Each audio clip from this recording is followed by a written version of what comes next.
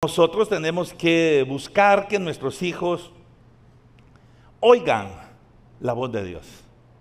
Tenemos que trabajar con ellos en que nuestros hijos sean hombres y mujeres que amen a Dios. Y desde ahí les comenzamos nosotros a demostrar qué es el amor realmente. Debemos de trabajar con ellos todos los días en mostrarles a Dios, que ellos aprendan a temer a Dios, que ellos amen a Dios con todo su corazón. Entonces nuestro enfoque debe ir encaminado a que ellos alcancen ese temor a Dios, para que cuando crezcan y sean hombres, sean mujeres, sean personas de bien, personas que realmente agraden a Dios. Sin embargo, si usted va al plano natural, en los deportes principalmente, en los deportes hay un cambio generacional. Es raro ver acá en países de primer mundo a jugadores, atletas que están sobrepasando de competencia de alto nivel, que estén sobrepasando los 40, 50 años. Generalmente los deportes están en un rango de edad donde están entre 15 años, a veces hasta los 25, ya de 30 ya se consideran muy veteranos. Aquí todavía tenemos futbolistas de a 40, de a 45, son buenos jugadores, pero ya no tienen la misma fuerza. Entonces cuando uno va creciendo, no sé si a usted le pasa, pero nosotros que pasamos de 20, nos pasa algo, y yo algo que aprendí, ¿verdad? Y esto me está cambiando todas las rutinas, que ya no tengo, mi cerebro me sigue diciendo que soy un joven de 15, de 20 años, pero mi cuerpo me dice que tengo 52. Entonces ya no puedo hacer ciertas cosas que antes hacía y que debo de comprender que debo de hacer transiciones en mi vida. Entonces nosotros se nos olvida eso y nos queremos convertir en personas eternas. Y en los deportes hay un cambio generacional. Lo ven en el fútbol, lo ven en el básquetbol, lo ven en el atletismo. Y entonces eso es lo que nos va llevando a ver cambios. En la tecnología, por ejemplo, se buscan nuevos valores. Se busca generaciones que puedan hacer el trabajo más rápido de lo que nosotros lo hacemos, tener una mayor productividad, un mayor rendimiento. Pero vean, en la iglesia, ¿qué pasa? Cuando decimos vamos a darle una oportunidad a un joven, nos dan pánico. Porque saber que van a hacer estos nos da miedo. ¿Y qué tal si se les mete una herejía por ahí y la empiezan a enseñar? Es que así, imagine que se pare a enseñar que Moisés metió a todos los animales en el arca. Decimos nosotros, no fue Moisés. Y entonces, pero nos da miedo que las siguientes generaciones hagan algo. Y debemos de comprender que los cambios generacionales son necesarios. En todo lugar, en la educación es necesario los cambios. En el deporte son necesarios los cambios. En los campos tecnológicos son necesarios los cambios. No digamos, en la iglesia necesitamos hacer cambios. Entonces, cuando yo leo Ageo capítulo 1, donde dice, vino palabra de Jehová a Zorobabel, hijo de Salatiel, y a Josué, hijo de Josadac, sumo sacerdote, me pregunto, ¿por qué no vino la palabra a sus padres? ¿Por qué tuvo que venir a sus hijos? O sea, Dios sí estaba interesado en esa siguiente generación y por eso Dios le habló a los hijos, no le habló a los padres. Yo me preguntaba, meditando sobre esto, ¿por qué Dios no le habló a los padres? Hay muchas razones, pero yo creo que como hombres, como mujeres, mientras vamos envejeciendo, algunos se van convirtiendo, no me quiero incluir ahí, se van volviendo más testarudos. Nos volvemos gente, o nos podemos convertir en gente que no quiere escuchar. Nos convertimos en gente que siempre tiene la razón. Y ya no queremos escuchar. Y como que el joven tiene en su haber esa capacidad, esa sensibilidad de adaptarse más fácilmente a un cambio. Hacer algo más rápido, tener la disposición de hacer algo que como adultos, a veces no es que no tengamos la voluntad, sino que estamos tan ocupados en nuestras cosas que no nos da tiempo. Yo tengo que trabajar, yo tengo que estudiar, yo tengo que hacer esto, yo tengo que hacer lo otro. Y cuando sentimos nuestro tiempo está realmente abarcado por tantas cosas que ya no tengo tiempo, principalmente para las cosas de Dios. Entonces Dios tiene que levantar una nueva generación para que ellos puedan continuar con la estafeta y puedan ellos producir los resultados que Dios quiere. Pero eso significa que tenemos que valorar a los jóvenes. Yo le pregunto, ¿cuánto valora usted a sus hijos en las capacidades que Dios les ha dado a ellos? Que usted puede decir, yo creo que mi hijo es una profeta, yo creo que mi hijo es un apóstol, creo que mi hijo es un hombre de Dios, yo creo que este hijo Dios lo puede usar grandemente. Pero a veces nosotros lo que pensamos, no, este no sirve para nada. Este no, de esto sí no. Y realmente nos cuesta creer en ellos. 1 Timoteo 4:12, Pablo le dice a Timoteo, ninguno tenga en poco tu juventud, sino sé ejemplo en pureza, en palabra. Y le está diciendo en todas las cosas que tiene que ser ejemplo, en palabra, conducta, amor, espíritu, fe, pureza. Tenemos que ser ejemplo.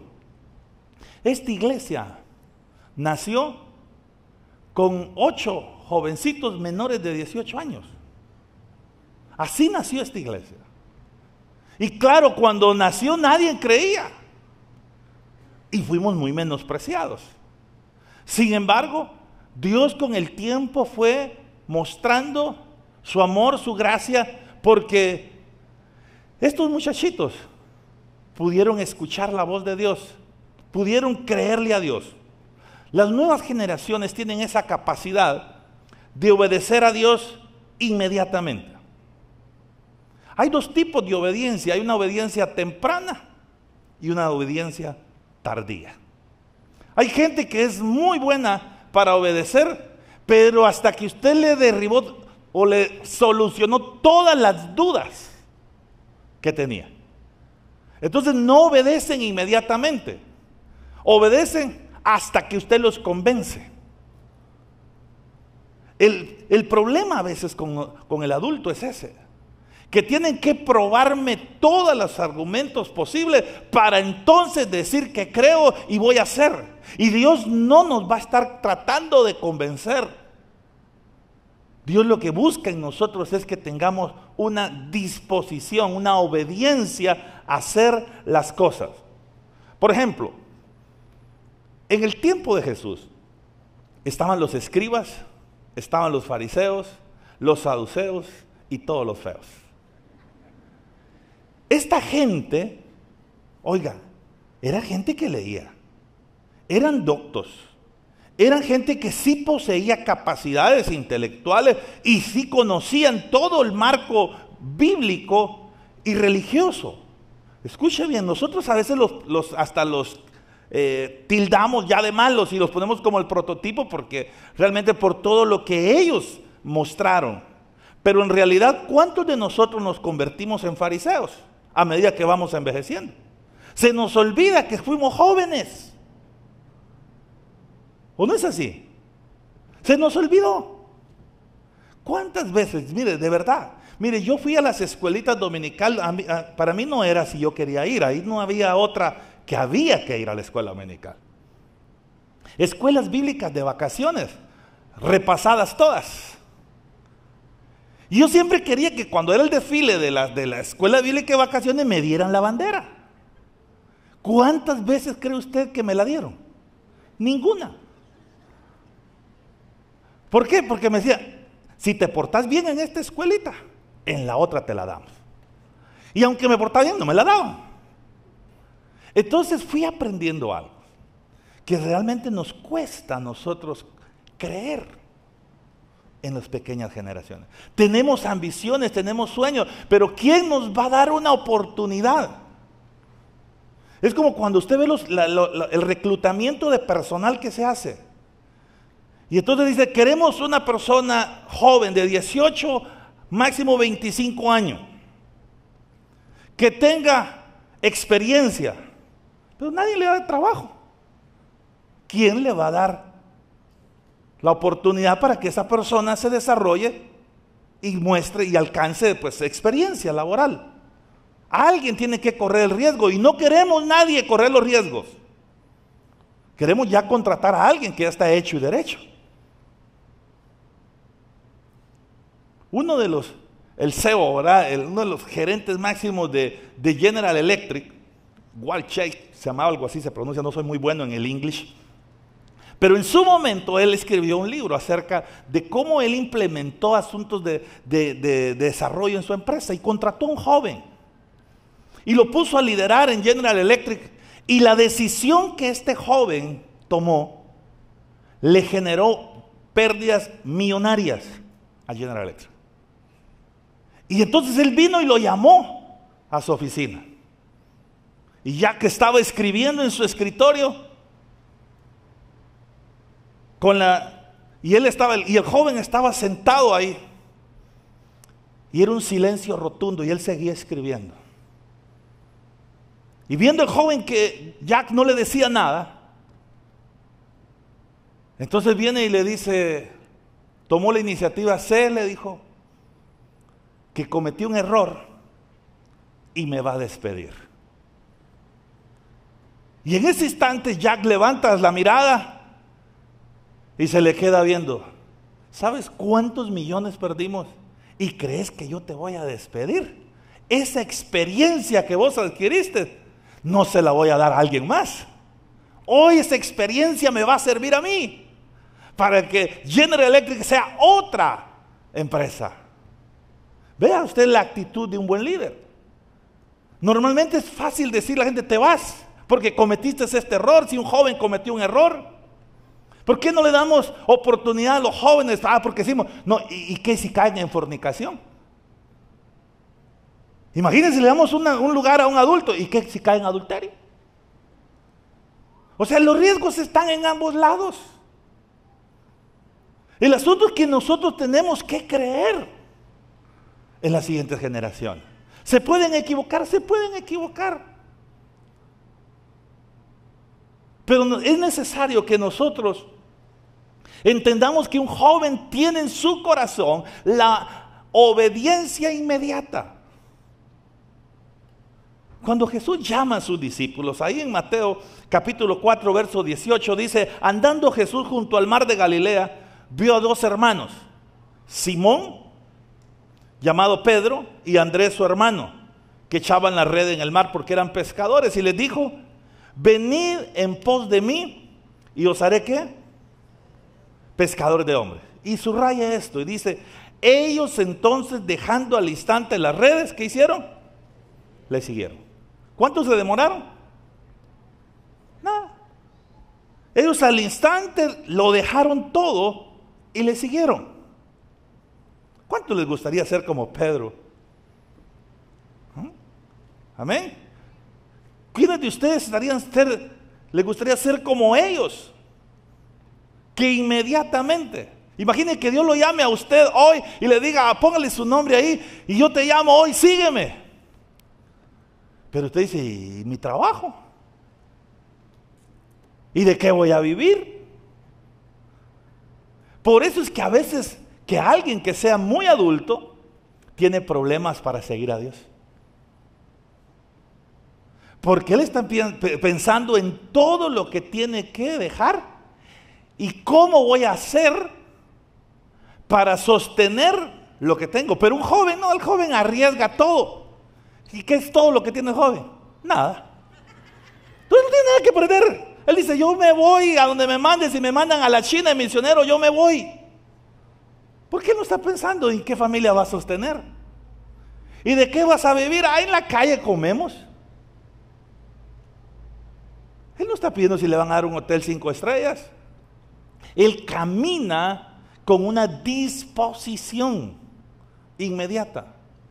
Y sigue diciendo este pasaje, vea. Pasando ahí vio a otros dos hermanos, Jacobo, hijo de Zebedeo, y a Juan su hermano en la barca, con Zebedeo su padre, que remendaban sus redes. Y los llamó. Y ellos dejando al instante la barca y a su padre, le siguieron.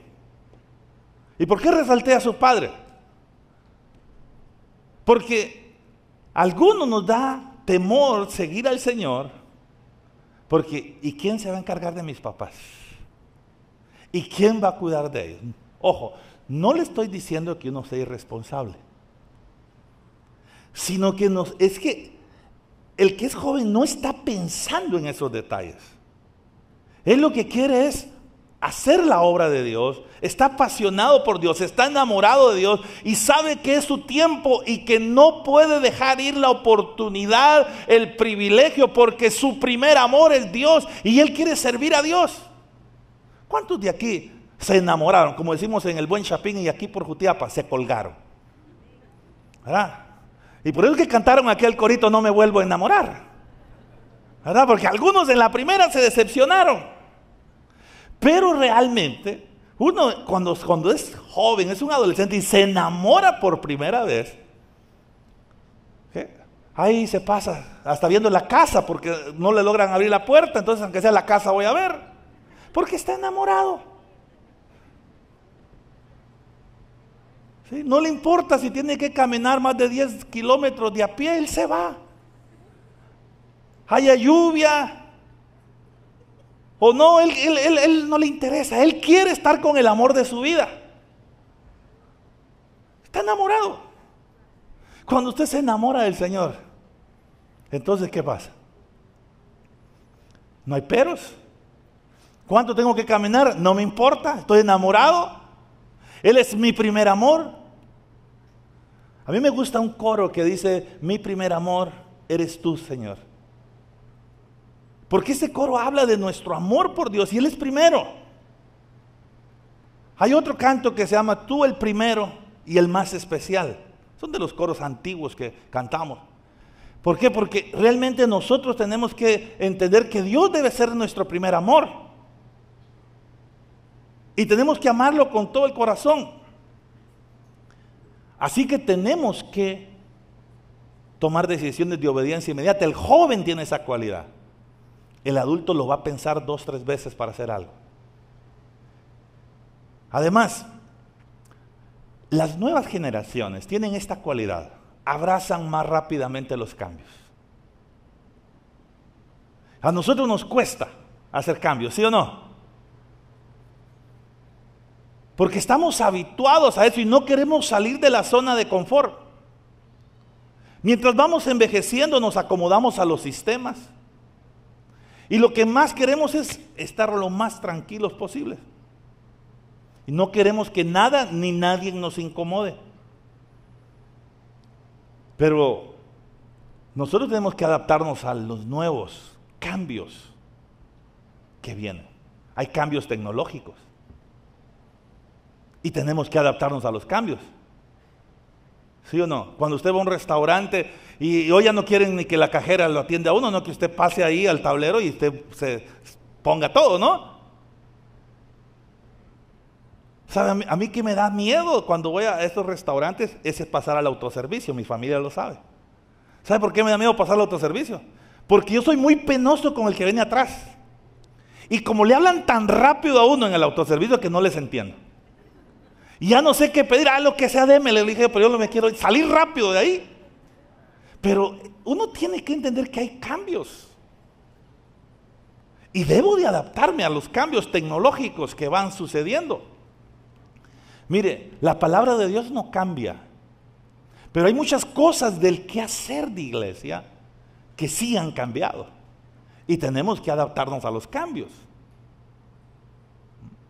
Hay gente que se enamoró de las bancas que habían en las iglesias antes, ¿se acuerdan? Y las bancas eran sagradas. Y cuidadito quitamos las bancas. Pero aunque a usted se le durmiera todo ahí cuando estaba sentado, yo quisiera traer mi colchoncito, ¿verdad? Cuando iba a la iglesia había un anciano que se sentaba en una de esas bancas, pero él siempre llevaba su esponjita. Y como yo molestaba, hermano, le quitaba al anciano la esponjita y me decía, patojo, me agarraba y me pegaba. Éramos muy inquietos, ahí está mi hermano, ¿se da cuenta? Éramos muy inquietos. Pero sabe que los cambios, la gente se enamoraba, es que estas bancas, si estas bancas hablaran. Todo lo que aquí ha pasado en esta iglesia, sí, pero también los chismes que se han hablado. O sea, ha pasado de todo en esas bancas. La gente se enamora de un edificio y piensa que el edificio va a traer la presencia de Dios. No es el edificio.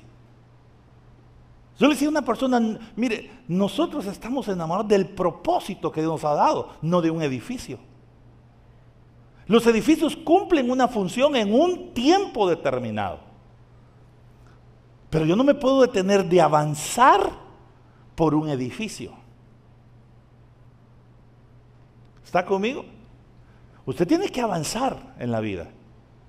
Pero si usted se enamora de un edificio, nunca se va a expandir. Isaías 54:2. Mire lo que Dios dice: ensancha el sitio de tu tienda. Ojo con esto, mire qué importante. Y las cortinas de tus habitaciones sean extendidas. No seas escasa. Alarga tus cuerdas y refuerza tus estacas, porque te extenderás a la mano derecha y a la mano izquierda, y a tu descendencia heredará naciones y habitarás las ciudades asoladas. Dios le está diciendo, ok, expándete.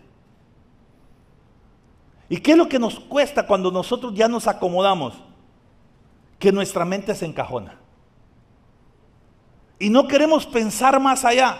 Y Dios nos dice, expande tu mente, tu forma de pensar, desarróllala. Ya no sigas pensando estrecho, ya no seas escaso. Y ahí nos quedamos. Y por eso no avanzamos ni espiritualmente, ni económicamente, ni en ningún área de la vida. Y no es que esté salado, hermano, es que tiene que ensancharse. Y los primeros cambios comienzan con cambiar su forma de pensar. ¿Me estoy dando a entender? Si usted no cambia su forma de pensar, no va a cambiar nunca su forma de vivir. Así que comience con renovar su mente. Adáptese. Expanda su mente. ¿Qué es lo que Dios está haciendo hoy? Y entonces estemos al día. ¿Cómo se está moviendo Dios en este tiempo? Usted es que como añoro aquellos años. Sí, fueron buenos. Yo les decía, no sé con quién compartía, con los músicos, creo que compartía esto, que cuando esto dentro de los 6 o 8 creo que empezaron, 6 fueron 8, ¿verdad? Dentro de los 8 que empezaron, les había una jovencita. A mí me gustaba escucharla adorar. Ella vendía tostadas. No sé si todavía las hace, pero vendía tostadas. Y me gustaban sus tostadas porque tenía una salsa y un toque bien único. Una persona muy sencilla. Pero cuando esta persona se paraba y adoraba, hermano, yo no he estado en un lugar donde he visto caer la gloria de Dios como cuando ella cantaba. Y bajaba una presencia de Dios y un mover sobrenatural tan grande. Le voy a dar una evidencia. ¿Se acuerdan ustedes de la guerra del Golfo Pérsico? ¿Cuándo fue? Nosotros estábamos un domingo, una semana antes que eso pasara. Y ese día hubo un derramamiento del Espíritu Santo tan tremendo que el Señor nos habló y nos dijo, viene una guerra para Israel. Y empezó a hablar de todo lo que iba a pasar ahí en el Golfo Pérsico y nos dijo, nadie me sale de aquí. Esa fue la orden, nadie me sale de aquí, y todos a orar. El culto empezaba a las 9 de la mañana, creo que salimos como a las 7, 8 de la noche, orando, intercediendo, clamando por esa guerra que se venía en ese momento en el Golfo Pérsico. ¿Y sabe quién estuvo ministrando la alabanza? Esta señorita. O sea, hay cosas que pasan. Cuando nosotros empezamos a ensancharnos, Dios puede hacer cosas extraordinarias a través de nuestras vidas, que ni nos imaginamos. Pero es clave que nosotros entendamos lo que Dios puede hacer más allá de lo que nuestra mente hoy puede imaginarse. Las nuevas generaciones se llevan bien con los de su generación. Son más amigables. ¿Sabe que cuando vamos envejeciendo, Ay, ¿por qué se está acercando este a mí? Algo quiere sacar. Y entonces levantamos rápido un muro porque desconfiamos de todo mundo. Ya me la hicieron una vez, no quiero que me la vayan a hacer. Pero el joven no, el joven se adapta. Y Dios sabía que para todo lo que Él quería hacer con Israel, para edificar este templo, necesitaba nuevas generaciones. Por eso le habló a Zorobabel y por eso le habló a Josué. Porque las viejas generaciones muchas veces nos enfrascamos, hermano. Entonces ya no damos espacio. Si usted creció dentro de la iglesia, ¿se acuerda de los voceros de Cristo? ¿A cuánto les gustó los voceros de Cristo? Ya, esos requintos eran preciosísimos. Pero en esa década también surge en el campo de la música un grupo que se llamaba La Generación de Jesús, 70s, 80s. Y estaba todo el movimiento hippie en ese momento en fuerza. Y entonces ya la música de cuerdas deja de sonar en la iglesia y entra el movimiento hippie. Y entonces la generación de Jesús con esas canciones, ¿verdad? Y entonces, ¿qué pasó? Empezaron, eso es del diablo. Y la generación de Jesús se volvió que era el diablo, pero los jóvenes abrazaron en ese momento esa música. Y así la música ha evolucionado. Desde solo tener un órgano en la iglesia, a hoy hay bandas. Entonces van cambiando los tiempos, pero yo debo saber que las cosas cosméticas pueden cambiar. La esencia de la adoración es la que nos va a cambiar. Hay cosas cosméticas que pueden hacerse aquí. Eso no es lo relevante es el contenido de la palabra que va a seguir edificando la vida de una persona. Porque si no, no vamos a poder avanzar ni tocar a las siguientes generaciones. Usted puede ver diferentes iglesias y se va dando cuenta que cada vez se van quedando menos personas. Y fueron la clave en un avivamiento en una época. Fueron claves. Pero ¿qué lo llevó a ese estancamiento?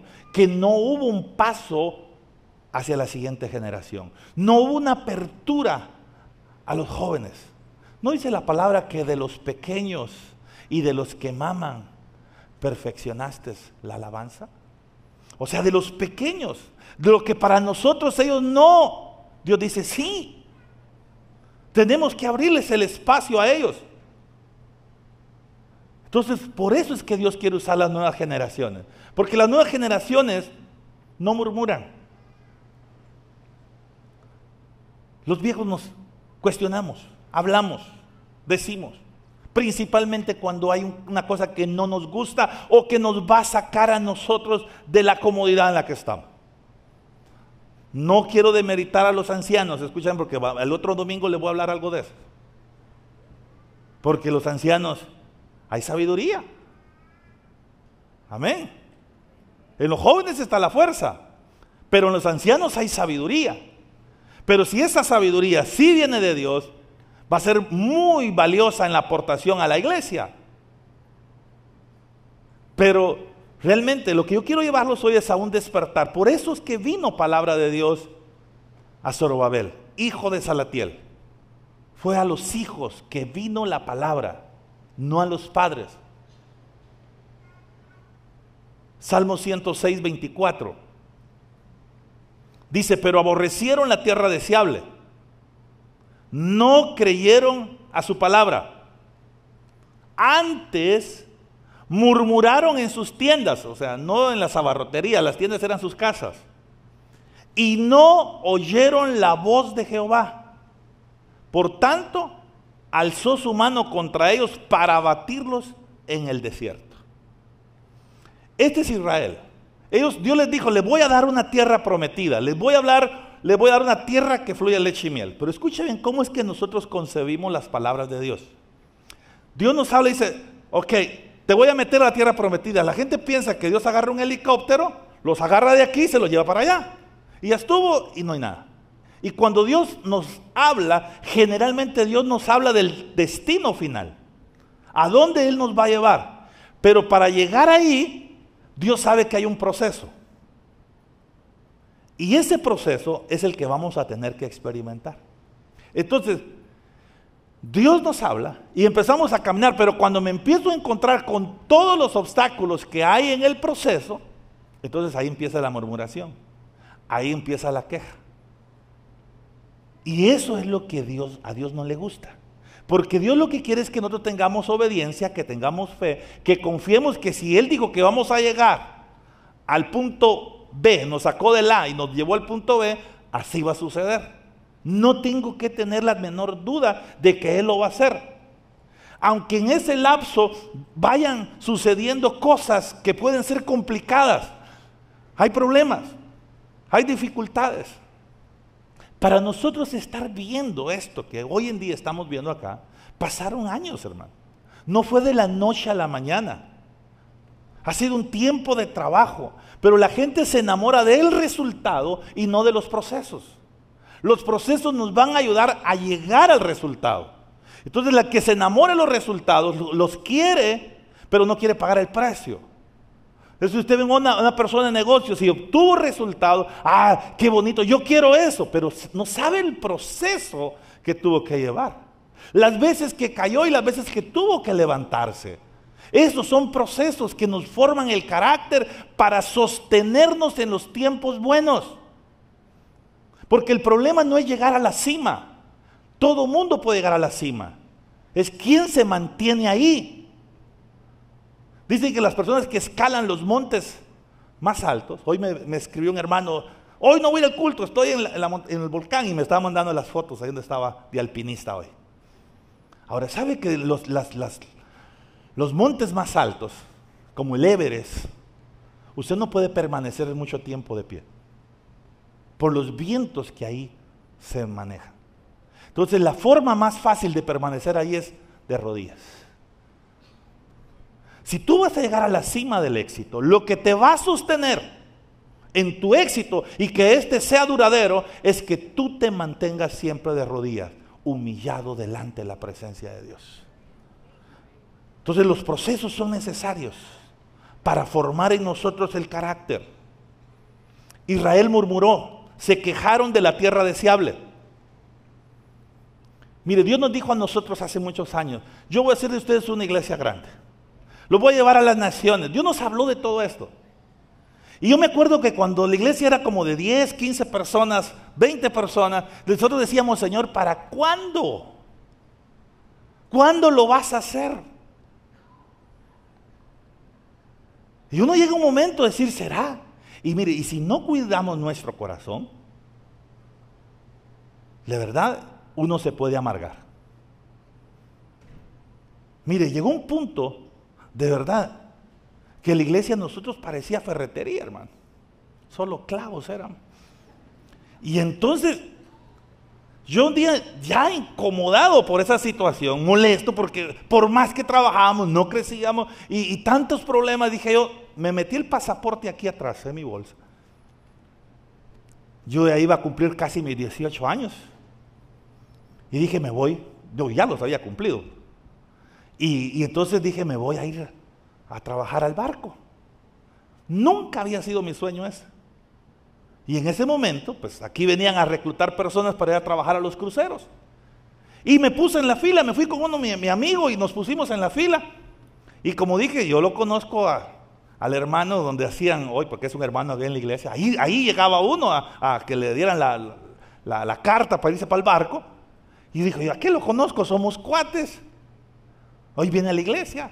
Pero dije yo, entonces me metí el pasaporte y dije, este día yo aplico. Decepcionado, pero realmente yo quería huir de la iglesia. Y entonces iba con mi amigo y le dije, pase usted. Y venía el otro atrás, pase usted. Y no pasaba. Entonces me dijo, y bueno, ¿y por qué no aplica? Me dijo, ya voy a hacerlo, le dije. Y me salí de la fila y me fui a la iglesia. Ese día había ayuno en la iglesia. Y había una hermana ahí que llegaba a la iglesia, era nicaragüense en ese momento, de nacionalidad nicaragüense, y ese día el Señor me habló. Yo entré de escondidito y me puse ahí, Y me hinqué a orar. Y me dice, Abraham, me dijo, así te dice el Señor, me dijo.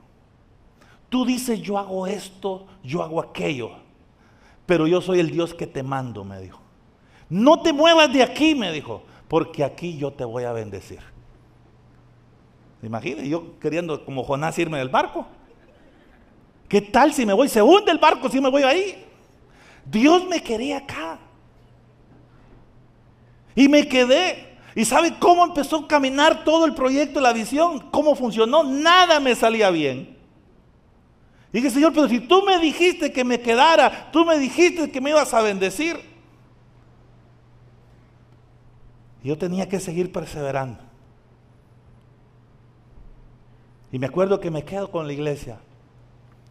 Mi primer salario fueron 500 quetzales en 6 meses. O sea, divida 500 entre 6 como 90, ¿va? Eso es lo que me pagaron. Todo.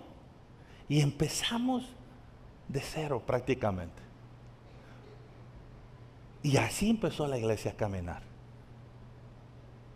Pero tuve que creerle a Dios, no ponerle ninguna excusa. Porque los jóvenes no ponemos excusas. Las generaciones viejas ponemos todas las excusas habidas por y por haber para hacer algo. Todos anhelamos, no sé cuántos quieren que Dios los use, pero ¿cuál van a ser nuestros argumentos? Dice en Números 14:26, y Jehová habló a Moisés y a Aarón diciendo, ¿hasta cuándo oiré esta depravada multitud que murmura contra mí? Las querellas de los hijos de Israel que a mí se me quejan. Diles, vivo yo, dice Jehová, que según habéis hablado a mis oídos, así haré yo con vosotros. En este desierto caerán vuestros cuerpos. Pero vea esto, todo el número de los que fueron contados de entre vosotros de 20 años arriba, los cuales han murmurado contra mí, vosotros a la verdad no entraréis en la tierra, por lo cual alcé mi mano y juré que os haría habitar en ella, exceptuando a Caleb hijo de Jefone y a Josué hijo de Nun. Pero a vuestros niños, de los cuales dijiste que serían por presa, yo los introduciré, y ellos conocerán la tierra que vosotros despreciasteis. O sea, Dios le dio la oportunidad a esta generación, pero se les fue el tiempo en la queja. Y dijeron, no, si entramos a esa tierra, no, ahí hay gigantes, ahí se lo comen a uno, olvídese. Si nosotros vamos con nuestras familias, nuestros hijos van a ser de bocado. ¿Y sabe por qué a veces como padres tenemos temor de traer a nuestros hijos a la iglesia? No, y si el diablo los ataca a usted, enséñele a sus hijos a pelear contra el diablo. No escucho amenes yo aquí. Mi mamá agarraba una Biblia y nos la ponía en el pecho y ahí nos reprendía todos los demonios que teníamos. Entonces dije, hay que reprender al diablo también. Entonces así guerreábamos. Aprendí de niño a agarrar la onda. ¿Cuántos ya agarraron la onda aquí? ¿O la están agarrando ahorita en la predicación? Hermanos, es que es importante que nosotros entendamos que nuestros hijos tienen que amar a Dios. Enséñele, el exceso de este producto no es dañino para la salud del consumidor. Entre más sus hijos amen a Dios, mejores hijos va a tener usted. Enséñeles a amar a Dios. Que se enamoren desde que son niños del Señor. Aló. Yo no sé si mi mamá hasta por la abativa nos metió la iglesia, pero de verdad no teníamos opciones, hermanos, no teníamos opciones. O íbamos.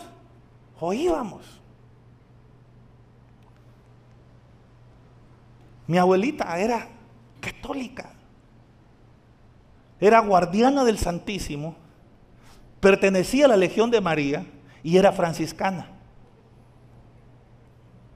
Y nosotros nos íbamos con mi abuelita, nos poníamos ahí, que era el domingo y no queríamos ir a la iglesia, había partido de fútbol y nos gustaba ir al estadio.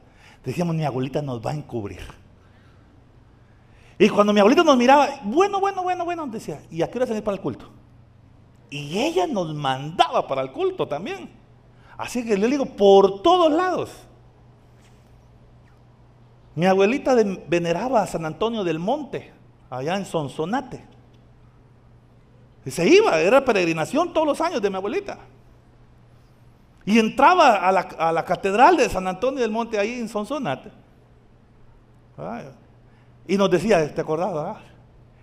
Y nos compraba una pelota de plástico. Jueguen, porque ustedes son evangélicos, ustedes se quedan aquí afuera, yo voy a ir a rezar, decía. Y de verdad, hermano.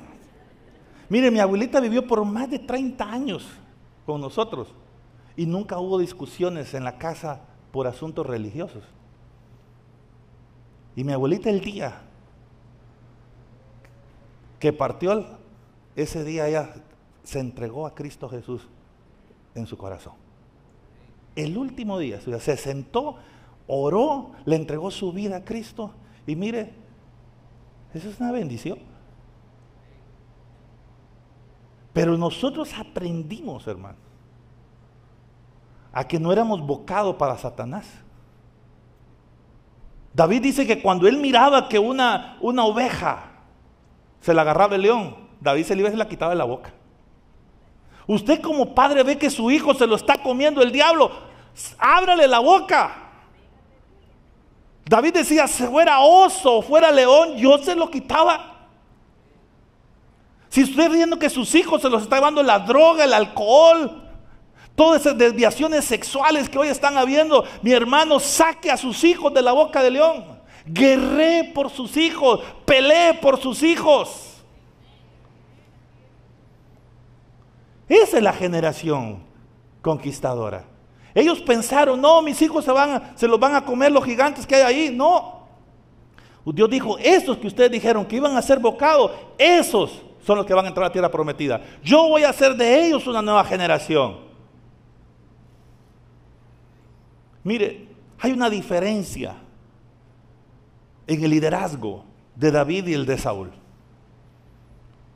Y eso es lo que muestra los cambios generacionales. Por eso Dios le habló a los hijos. Dios le había hablado a Saúl, no oyó. Es que ese es el problema, no tenemos oídos para oír a Dios. Y mire, cuando usted no oye a Dios, va a aceptar las condiciones que el diablo le ponga. 1 Samuel 17:10. Y añadió el filisteo, hoy yo he desafiado el campamento de Israel, dame un hombre que pelee conmigo. Goliat frente al ejército de Israel, y ahí está Saúl. ¿Y sabe qué? Goliat le puso las condiciones a Saúl. Que venga uno. Yo digo, ¿por qué no lo agarran en vaca? Se van todos y lo matan. Pero ellos dejaron que fuera Goliat el que les pusiera las condiciones. Y cuando usted deja que Satanás le ponga las condiciones, va a venir turbación y va a venir miedo. Dice el verso 11, oyendo Saúl y todo Israel estas palabras del filisteo, ¿qué pasó? Se turbaron y tuvieron, ¿cuánto miedo? Gran miedo. ¿Qué los intimidó? Las condiciones que él les puso. Cuando usted no oye a Dios y oye al diablo, se va a llenar de miedo. La voz del diablo va a venir, te vas a morir, no tenga miedo. Si vivimos, para él vivimos, y si morimos, para él vivimos. Siempre ganamos, no tenga miedo. Amén. Esa es la actitud que usted debe tener siempre. El enemigo va a poner sus condiciones, va a dar los diagnósticos que él quiera, pero como usted es un hijo de Dios, diga, Señor, yo soy más que vencedor en Cristo Jesús. No tengo miedo. ¿Sí? El único que tenía miedo es aquel que lo entrevistaron, ¿verdad? Tengo miedo, decía, ¿verdad? Ese es el único. Pero de ahí usted tiene que tener miedo, hermano. Ve el verso 12. Y David era hijo de aquel hombre efrateo de Belén de Judá, cuyo nombre era Isaí, el cual tenía, ¿cuántos hijos tenía Isaí? 8 hijos. Y en el tiempo de Saúl, este hombre era viejo y de gran edad entre los hombres. Tenía 8 hijos, pero ve el verso 14. ¿Y David qué era? El menor. David era el menor, escuche bien. 7 en la Biblia significa un ciclo. 8 significa un nuevo comienzo. O sea que el nuevo comienzo para Israel era David. Las nuevas generaciones, los que nosotros pensamos que no sirven, no, Dios dice, esos son los que yo quiero. Esa es la generación que puede conquistar. ¿Es usted una generación nueva? No, pastor, yo ya estoy grande. Mire, Caleb, ¿sabe qué dijo Caleb? Yo tengo 80, dijo, pero mi fuerza es como de 40. Que me den Hebrón. ¿Qué quiero? ¿Me está entendiendo lo que le estoy diciendo? No es cuestión de edad cronológica. Es cuestión de qué tan joven es su espíritu adentro de usted que lo puede hacer un conquistador. Aló, dele un aplauso, señor. No sé si me está entendiendo usted. Es clave que nosotros entendamos eso, hermano. No es qué es nuestra edad física, cronológicamente hablando. Es qué somos nosotros adentro de nosotros. Adentro de nosotros debe haber un campeón, como dice aquella Cereales, ¿verdad? Descubre el campeón que hay dentro de ti. Eso es lo que tiene que ver usted. ¿Qué es lo que tiene adentro? Si usted explota adentro, hermano, y saca todo el potencial, va a lograr tener éxito. Y verso 13 dice, y los 3 hijos mayores de Isaí, noten esto, habían ido para seguir a Saúl. ¿A dónde? A la guerra. Los 3 hijos mayores de Isaí habían ido para seguir a Saúl a la guerra. Y los nombres de sus 3 hijos que habían ido a la guerra eran Eliab el primogénito, el segundo Abinadab y el tercero Sama. Verso 15. Pero David había ido y vuelto, dejando a Saúl para apacentar las ovejas de su padre en Belén. Escuche, David fue y vino. ¿Sabe qué? Dijo, aquí no hay de Dios. El liderazgo que Saúl estaba mostrando no era un liderazgo para que David lo siguiera. Pero a veces nosotros estamos siguiendo, escuche bien, eso le pasa a la gente que pierde la capacidad y el espíritu joven. Empiezan a seguir hombres. Ellos siguieron a Saúl. David dijo, no, yo mejor me voy allá con las ovejas. Allá Dios me va a hablar. Allá David recibió todo lo de Dios porque él se propuso buscar a Dios. Nunca siga hombres. ¿Sí? Siga a Dios. Ellos siguieron a Saúl. Por eso fueron miedosos como Saúl. Ninguno quiso pelear contra Goliat. Pero David dijo, ¿y quién es este incircunciso que maldice al Dios de Israel? Démelo a mí, yo le voy a quitar la cabeza. Esa es la gente que cree en Dios. David dijo, cuando yo he estado con el oso, Dios ha estado conmigo. Cuando me he enfrentado al león, Dios ha estado conmigo. Y así como Dios me libró de ellos, me va a librar de la mano de este filisteo. Es que David no era uno que estaba improvisando. Él ya se había entrenado en los procesos. Ahí en la soledad donde nadie te ve. Es que mi hermano, el entrenamiento es cuando nadie nos ve. Ahí se está formando tu carácter. Ahí se está formando tu fe. Ahí se está desarrollando todo lo de Dios en ti. Por eso hay un tiempo, escucha bien, en que Dios nos esconde. Dios no quiere ni quiere que nadie se entere que existes. Hay un momento en el que Dios te mantiene en el anonimato, pero ese es el tiempo en el que Dios está trabajando en ti, te está formando. Pero viene el tiempo cuando Dios ya te pone en lo alto. Y Dios dice, estás listo. Ya estás preparado para enfrentarte a los desafíos. Ya estás preparado para enfrentarte al enemigo. Ya estás preparado. Ya la fama no te va a marear. Ya el dinero no te va a marear. Ya nada, el éxito no te va a marear. Ahora ya estás listo. Porque ¿sabe qué es lo que sucede? Cuando no estamos preparados adentro de nuestro corazón, la fama, el dinero, el poder, la gloria de este mundo nos embriaga. Y empezamos a descuidar aquello que nos llevó ahí. O sea, tú estás donde estás porque Dios te vio allá en el anonimato, te trajo y te puso aquí. No te olvides de tus comienzos. No te olvides de tus inicios. Esos fueron los que te llevaron allá. Esos son tus fundamentos que te van a sostener en el éxito de la vida. Nunca te sueltes de Dios. Búscalo como antes lo buscaste. Cuando un joven o un inexperto hace algo, porque a veces no tenemos, el joven no tiene la experiencia. Termino con esto. ¿Sabe por qué Dios los quiere usar? Porque entonces Dios se lleva la gloria. ¿A quién le podían dar la gloria? Que un hombre que no era diestro para la guerra, no podía ni siquiera levantar la espada, pudiera vencer a un Goliat. ¿A quién le dieron la gloria? Se la llevó el Señor. Si lo hubiera hecho con todo el ejército, nosotros fuimos. Nosotros podíamos, nosotros éramos los pilas. Pero ¿sabes qué? A veces Dios usa lo que no es para avergonzar lo que es.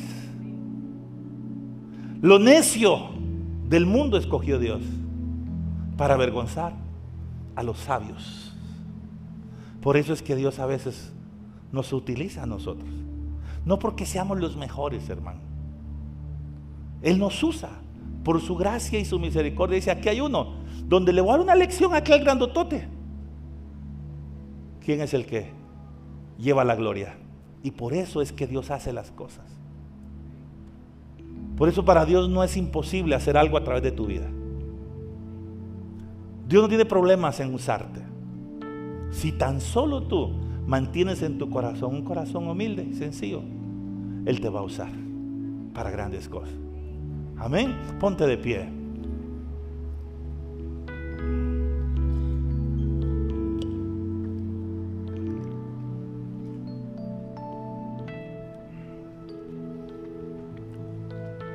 Yo quiero, si tienes ahí a tus hijos a la par, puedes orar por ellos.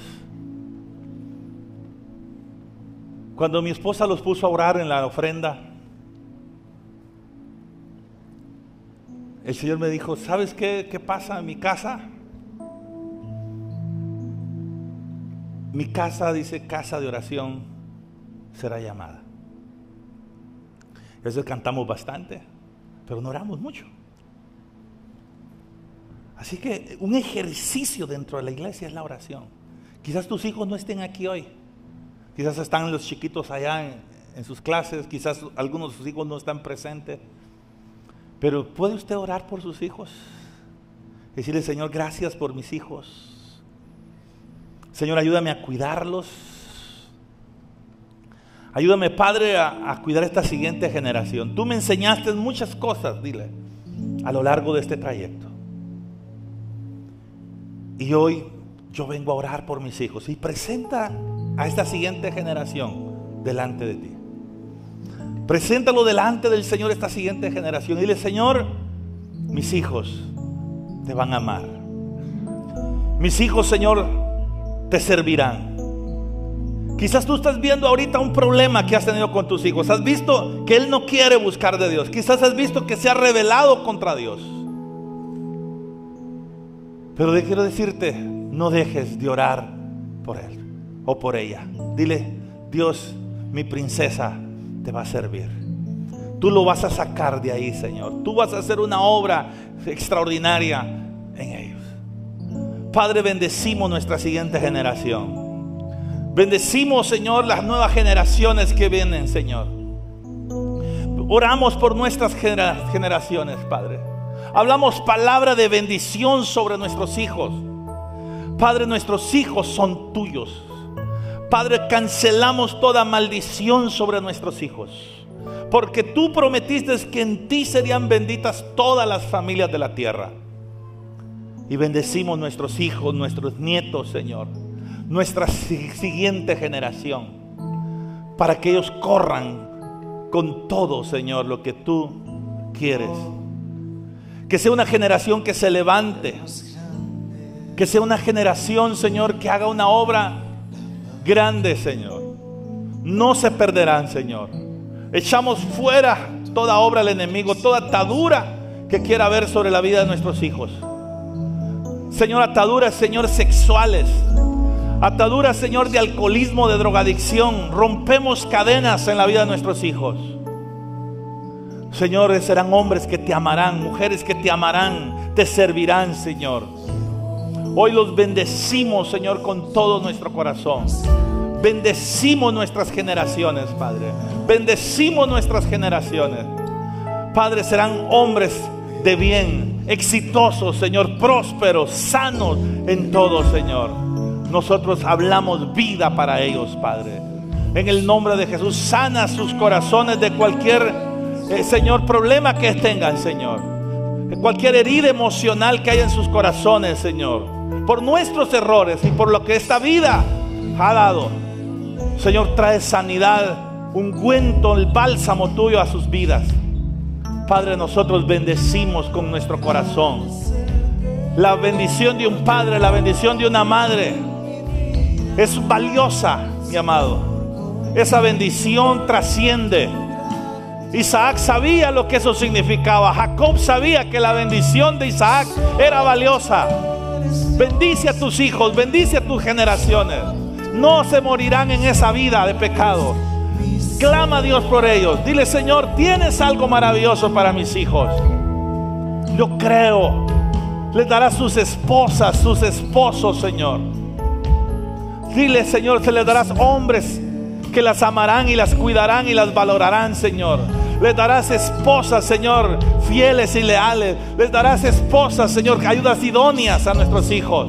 Señor, los bendecimos con todo nuestro corazón. Ellos te servirán y, Señor, tú te glorificarás en ellos, Señor. Tú te glorificarás a través de ellos. Señor, gracias por la vida de nuestros hijos, por nuestras siguientes generaciones. Las bendecimos, Señor. Las bendecimos, Padre. Mi Dios, nosotros hablamos vida para nuestra siguiente generación. Ayúdanos a instruirlos, a cuidarlos, a discipularlos correctamente. Ayúdanos, Padre, para que sean hombres y mujeres de bien, que sean gente que te ame a ti, Señor.